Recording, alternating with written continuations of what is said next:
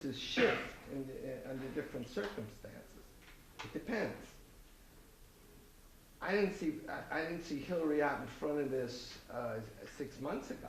Yeah, she was in Qatar 2 days before Tunisia, and she issued a warning to democratic Arab regimes. That wait. That's her job. The war. That's yeah. I mean, this is the prosecution. No, but just a moment. This doesn't say anything. Sure it does. No, because you're saying multiple things to multiple publics. Of course you're going to say that. Yeah. You're also going to say other things to other groups. Yeah. The issue is this. And I don't deny that once the thing gets going, there are going to be different interests jockeying for control. Chinese do that. There are all kinds of interests. Which one comes out on top, though, that's an open question. You think of Russia, and you think of the collapse of the Soviet Union. I can tell you that these East European groups were not being funded, that were in the street, were not being funded by the United States. Now, did they support a Republican form of government? Yeah. And you know why? Because within the socialist tradition, there's a commitment to republicanism. You can't, it's misplaced concreteness. Marcuse, whom you mentioned, in 1919, took part in the Spartacus Revolt. That was a revolt organized involved with Rosa Luxemburg, in my study. Rosa Luxemburg did an analysis of the 1905 revolution. The 1905 revolution went in the following way, and Marcuse was not a conspiracy theorist. It began in Baku in 1902, and by 1905 it had spread throughout the entire Russian Empire, wound up ultimately in St. Petersburg, where there was an uprising from below, 30,000 people, which brought to the forefront Leon Trotsky. That's how he became famous in that. As surely as Lech Walesa did. As surely as Lech Walesa, who was an electrician, stood on a car during a riot and started to talk. Lech Walesa wasn't funded. Later on, it's true. People like Adam Michnik and various others supported the United States, worked in the United States, all this, so on and so forth. Now, hold on. I was a journalist in Europe at the time, and it wasn't simply Lech Walesa standing up and Gdansk. Well, the Pope had already, the Catholic Church and the Vatican had already made serious inroads to the Polish people by the time Walesa organized Solidarity. So this was, and the Pope, I mean, what do you say? This is a CIA Pope. This is a Pope who's working, this is an anti-communist Pope. But the fundamentals of the revolution, the fundamentals of the Polish Revolution have been laid down and supported by the church. I'm sorry, I don't agree with you at all. Because all the organizers of that revolution, when you think of J.C. Caron, or you think of Michnik, or you think of... I'm not denying that there was a democratic but this movement. Is the point. They cannot prevail without material support. That's right. But I'm not denying that. But that is what comes from 50 million different sources. Well, it goes back to Marcuse's, I mean, you can't talk about... Marcuse, by the way, said that the revolutionary moment comes precisely from those without material support.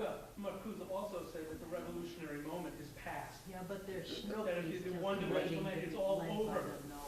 No, we're operating. I'm sorry. We're operating within a domain. I'm sorry. First of all, One-Dimensional Man was written in 1964.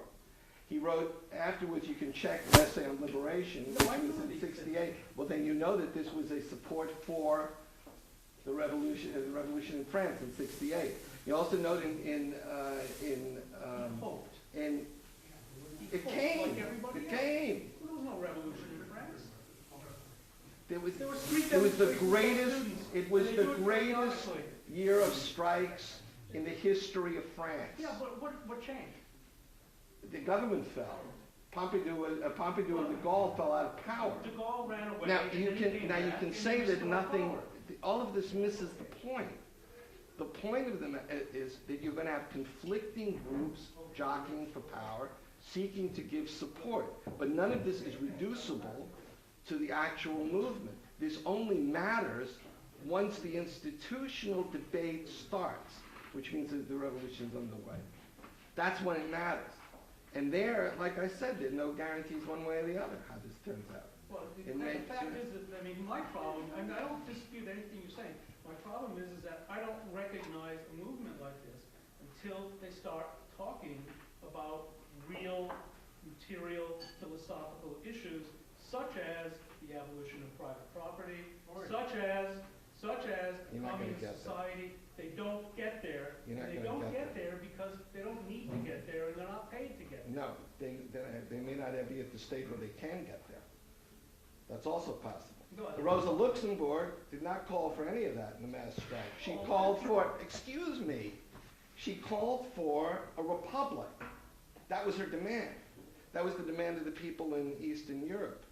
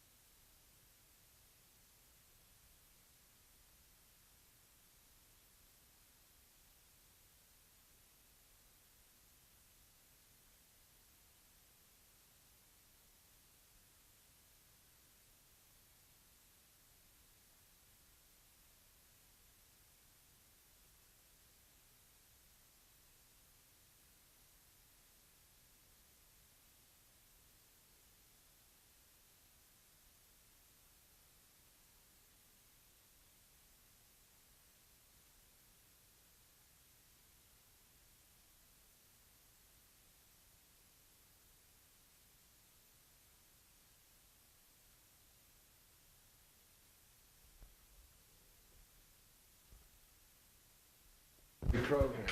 Well, there I would say, the Department of Everything were Yeah. the streets in Paris in '68. Yeah, That was the Department of Everything. I think it. Where?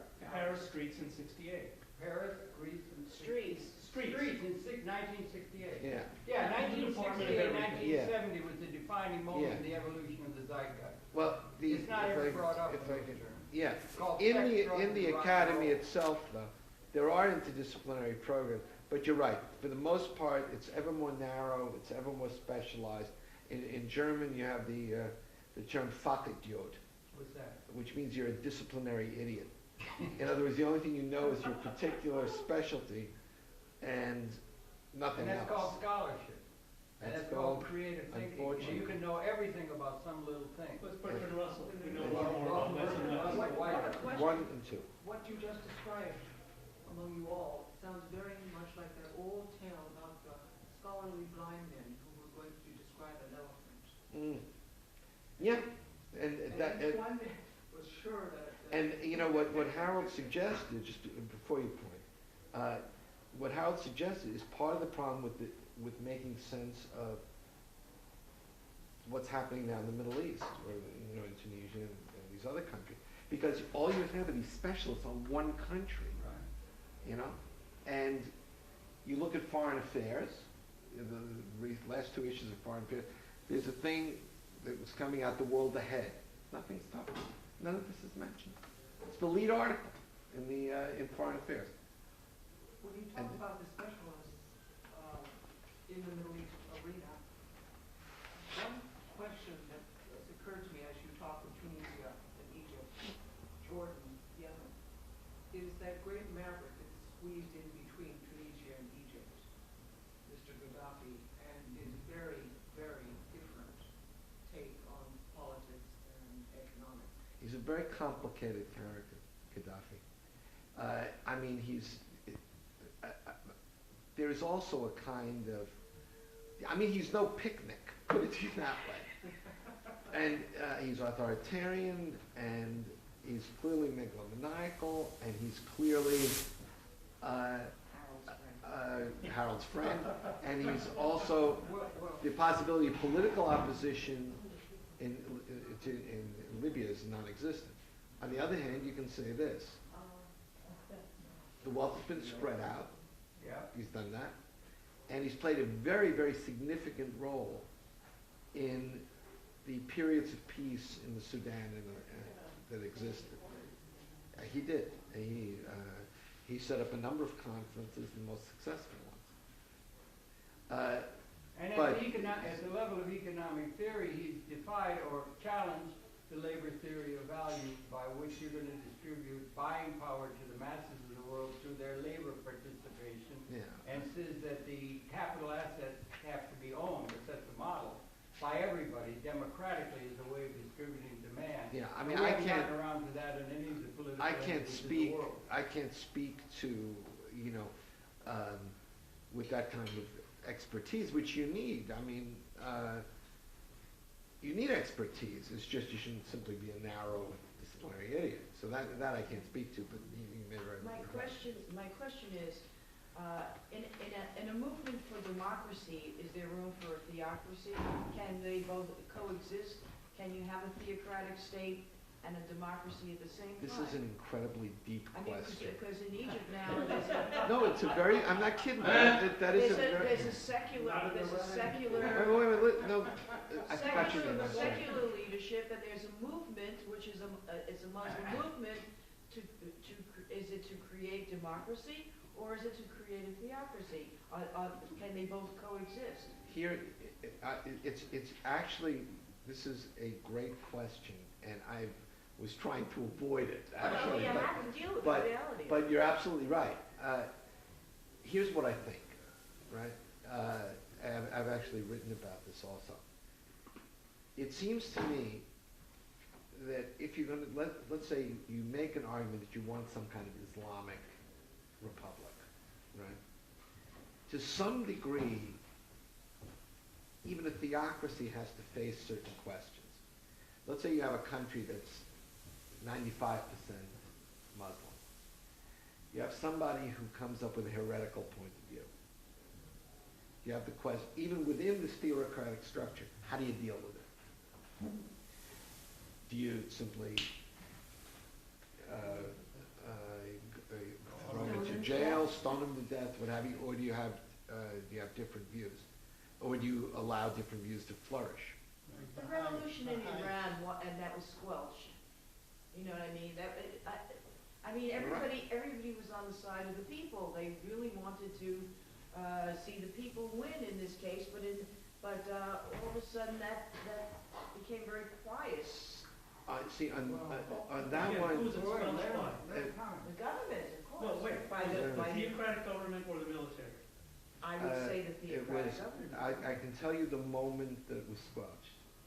When Bani Sadr and the support among the oil workers, which was basically had a strong communist tint, when Khomeini and the military guards, at that time they were, by the way, there was not the official army, that was the paramilitary organization, squashed them. Now, I think she's talking about but your I'm talking question. about last year. I'm not talking about Oh, last year. Yeah, Oh, last yeah. year. That's yes. And why? Yeah. All of a sudden, people are, glued to their screens, wanting to find out what's going to happen with Egypt, because Egypt is our ally.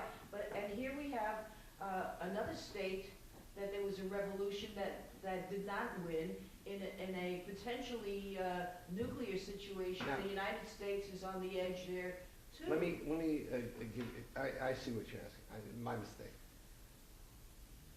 There's a crucial thing when you think about that Green Revolution, or the attempt of the Green Revolution. Right.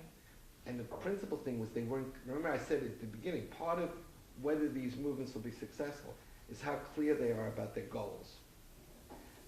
For all the media attention of the Green Revolution, they were totally unclear. The parties were unclear. They weren't sure whether they were fighting an election, just like if you recall the Bush stuff. People were upset about that. Under Gore, you remember?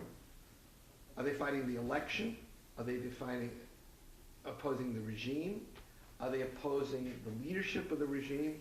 Or are they opposing the Islamic Republic itself? Well, I mean, they made it clear that they were opposed to the election, and they said they did not vote for this administration. Yeah, they were clear.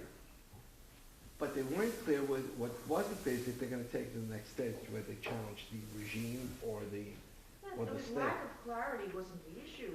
It was the slaughter of people in the streets. Yeah, but part of the reason that people were slaughtered was because of that. If you ask Hussein Amiramadi, head of the American Iranian Council, who's probably the best person I know in Iran, he said it right away. This isn't my rap. That was his rap. He said this right away. This can't work. And it was basically for the reason I suggested. Now the question is there the same lack of clarity, or is it different? That I don't know. Do you think there's going to be a positive outcome in this revolution in the Middle East? I think in some places there will be. Yeah. What do you think the positive outcome is going to be? I think it's very possible you're going to have more accountable government. I'm not saying everywhere. I'm saying in some cases. I think in Egypt, probably it's going to become more accountable than it was. Is it going to be the ideal that I want or you want? No. I mean, in Yemen, we have a very dangerous situation there. I mean, we have Al-Qaeda there, and we have a situation where there's a potential for really a species lethal conflict. I mean, really, it's a serious situation. I guess I guess I don't see that. Well, it's going to be a revolution. There are more people. There's more of Al Qaeda that existed in the south of Sudan than there is in Yemen. Well, we're still having the south there. Yeah, but it's but very. I mean, people support the secession. I mean, this depends. I mean, the question you asked me was, what do I think will sort of come out, or how does this relate to Iran? And this is something that's going to evolve. I don't know. you know, I could make sort of some grand gesture and prophecy, but I do think, but that would be phony. I think in some places it can work better. You will have more accountable governments. It's very possible in other circumstances could be as regressive, if not more regressive than what happened before. It's not possible in a theocratic state. In some places, you know, it's not even clear that it's theocratic. Mubarak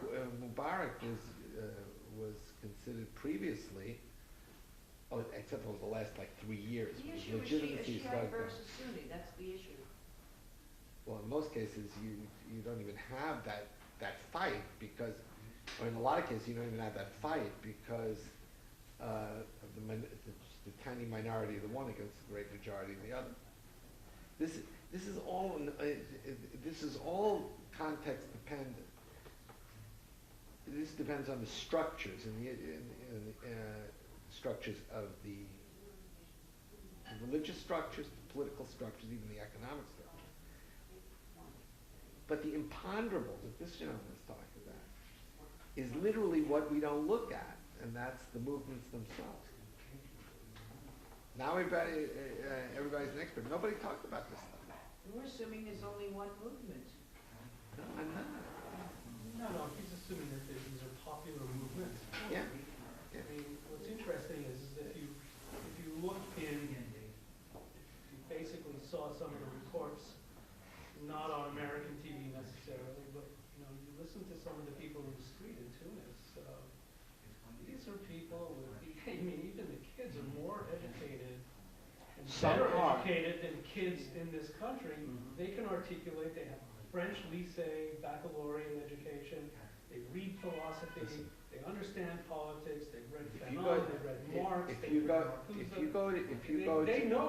you go to Cairo, what you get is an entire,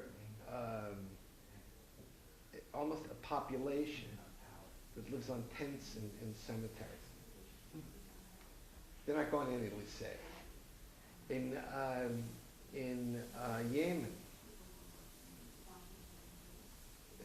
get it. In Sudan, where they're also protesting now. Get it. You know? I have to leave. It's my pleasure. I appreciate you. Put me on your list. Thank you very much. He's very important. But I appreciate it. Yeah. So, anyway, I appreciate you guys. I appreciate you guys having me. We've got a couple of minutes left on the tape. I wonder if I could share something with you, Eric. Sure. We got Rosalie. She's going home now. She had to go. But there's a person, it's in terms of the media, that I've been thinking about things that are going on since we started off talking about the media. Nova did a program a couple Tuesdays ago about Mendelbrot and fractal geometry, which was a tour de force for a multimedia presentation that was made that presented his view of things that is so important in terms of much of what's going on in nanotechnology and so forth. Very high level, very intellectually stimulating. It was multimedia. It was all multimedia. Another thing is Mr. Page is emerging at Google, and there was an interview with he and about which way they want to go with the exponentially increasing bandwidth and capability to do things cybernetically. One of the most interesting things that they are interested in outside of improving search is being able, and apparently it's again one of those things at the level of capability that we have a hard time because we're reifying outdated institutions out of history, but it's a capability where they can take, apparently, off Kurzweil and so forth, not just lit, not just print, but they can take the languages of the world and they can have a device individually or cybernetically where you speak in English and it will be in an audio format, will be translated into the languages of the world. They can do it not only in a pedestrian kind of go to the market way, but even down to where it could be seen in the near horizon philosophically. Translating the languages of the world. You already made your point. No, I haven't made the point. You the haven't? point is that multimedia is now emerging. We haven't had that. Somebody said who is the most important person in the last 3,000 years? It was Gutenberg, because he created an alphabet with linear thinking and so forth. But we have a multimedia thing where if you have the ability to have the store of human knowledge done multimedia, documentary thing like that, it could be made available to an illiterate.